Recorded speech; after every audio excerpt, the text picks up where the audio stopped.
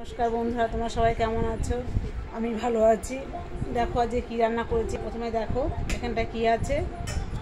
এখানে দেখো সাদা ভাত আছে। এই দেখো সাদা ভাতটা দেখো, এখন ভাতটা ভাঙিও নি।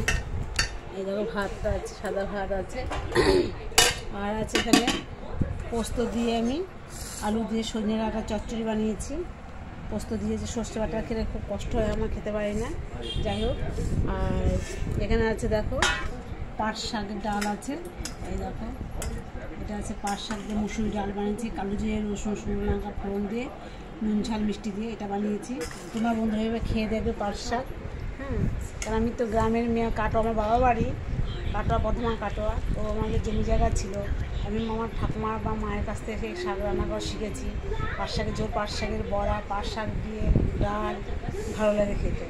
আর এটা আছে দেখো বন্ধুরা, তোমার দাদাভাই মাছের ঝোলটা তুলে রেখেছি আগে, তো ওরটা আমি সবসময় তুলে রাখি।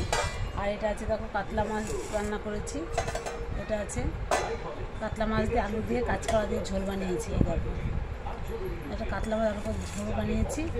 আর লাইক করবে, ভালো লাগলে লাইক করবে, শেয়ার করবে, কমেন্ট করবে, সাবস্ক্রাইব করবে, পাশে থাকা বেলআইকনটি ক্লিক করবে।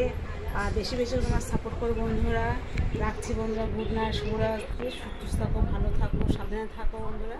রাখি বন্ধু, টাটা।